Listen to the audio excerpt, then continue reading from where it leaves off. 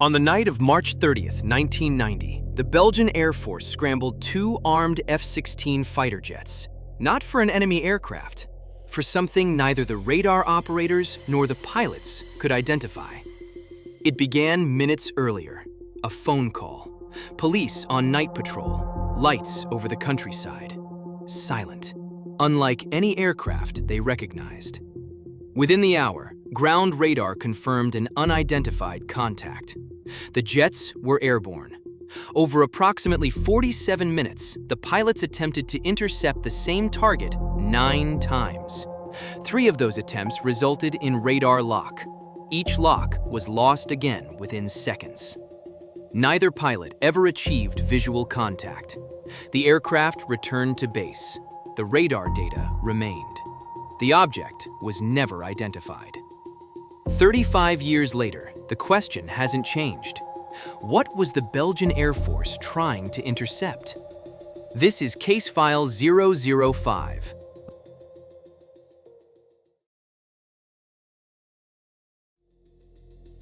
It began 4 months before the fighter jets ever left the runway.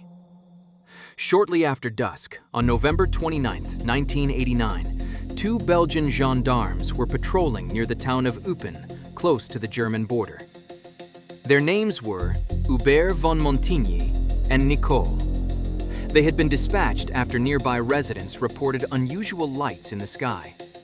Expecting to find a conventional aircraft, they instead encountered something they could not explain. The object appeared dark, roughly triangular in shape, with bright white lights at each corner and a red light near its center.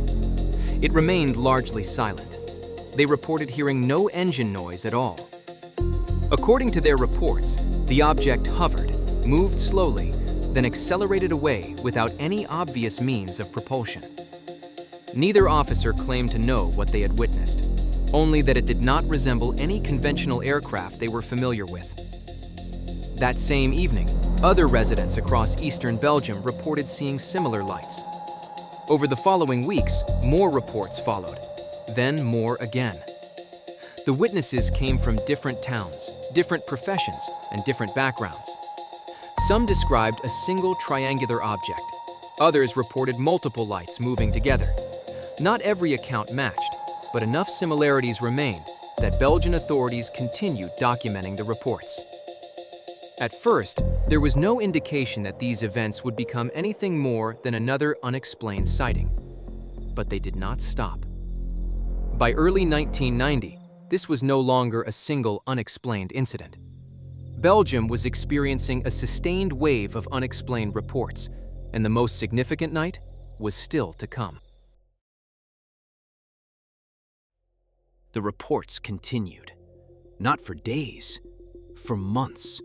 Through the winter of 1989 and into 1990, new sightings continued to arrive from across Belgium. What had begun near the German border was no longer confined to a single location. The witnesses did not all describe the same event. Some reported a single, dark, triangular object. Others described bright, stationary lights. Some estimated the object was moving slowly. Others said it accelerated suddenly before disappearing. The details differed, but several characteristics appeared repeatedly. A largely silent object, bright white lights, often arranged in a triangular pattern, and movements that witnesses believed did not resemble conventional aircraft. As the reports accumulated, they began attracting attention beyond local police. The Belgian Gendarmerie, the Belgian Air Force, and civilian investigators began documenting the growing number of eyewitness accounts. One organization, the Belgian Society for the Study of Space Phenomena, better known as SOBEPS, would eventually collect more than 1,000 reports associated with the wave.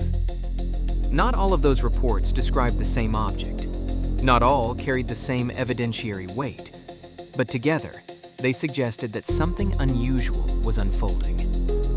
At this stage, there was still no radar evidence, no military interception, no official investigation into a specific event. Only eyewitness testimony, carefully documented, but still limited by the same question that confronts every witness account. What was actually seen? Or what only appeared to be there? That question would soon become far more complicated, because 4 months after the first reports, the Belgian Air Force would become involved directly. 4 months after the first reports, the wave reached its defining moment. March 30th, 1990. Shortly before 11 p.m., police officers on patrol reported unusual lights moving across the night sky.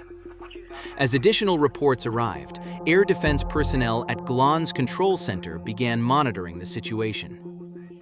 Ground radar detected an unidentified contact. For the first time during the Belgian wave, multiple forms of evidence were beginning to overlap. Eyewitness reports, police observations, and radar returns. At 11:05 p.m., the Belgian Air Force ordered 2 armed F-16s to scramble from Petit-Rechain Air Base. Their mission? Identify the unknown contact. If possible, intercept it. Over approximately 47 minutes, the pilots attempted to intercept the target 9 separate times. 3 of those attempts resulted in a radar lock. Each lock was lost again within seconds. The recorded data included abrupt changes in altitude, speed, and direction. Yet despite the repeated attempts, neither crew ever established visual contact. The aircraft returned to base. The radar data did not. The scramble itself proved very little. Military aircraft had not identified an unknown craft, but they had responded to something considered credible enough to justify an operational interception. The investigation had entered a different phase, no longer centered only on eyewitnesses, but on operational records. What those records actually meant would become the central question of the investigation.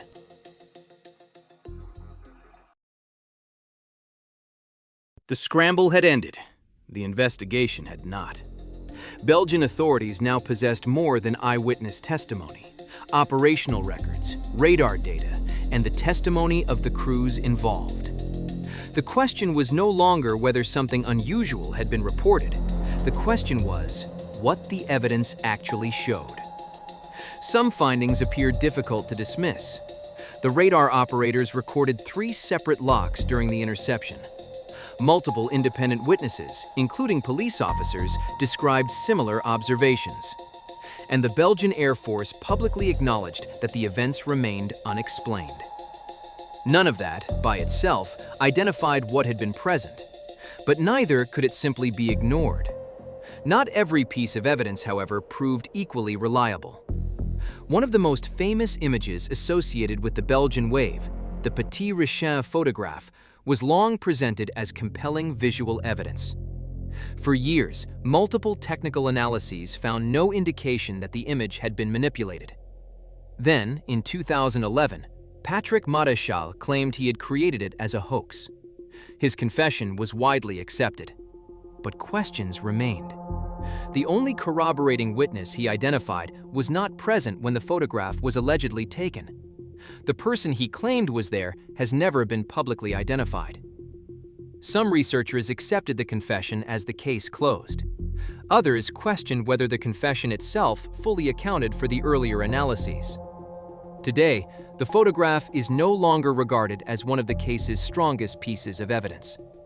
Whether the confession resolved every question surrounding it remains debated. The radar evidence also produced competing explanations. Belgian physicist Auguste Meessen argued that the recorded maneuvers could not easily be explained by ordinary aircraft. Others, including engineers Gilmard and Salmon, suggested that limitations in radar tracking or target geometry might account for at least part of the recorded behavior. No single explanation achieved consensus, because each explained some observations while leaving others unresolved. 35 years later, the evidence has not disappeared. Neither has the disagreement. Every explanation, whether extraordinary or ordinary, must ultimately stand on the evidence that supports it.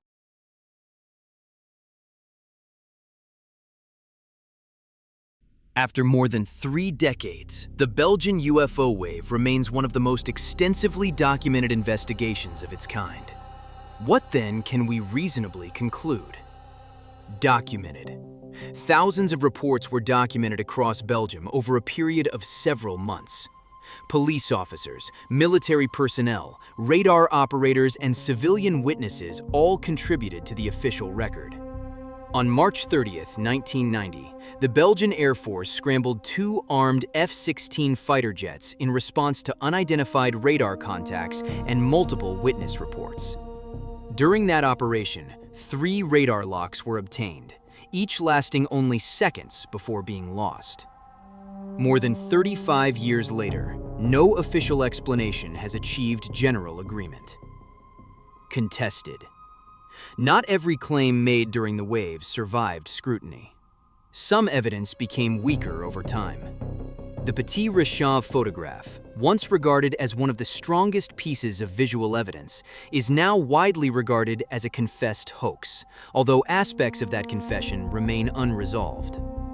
Other explanations, including atmospheric effects and radar limitations, may account for some observations.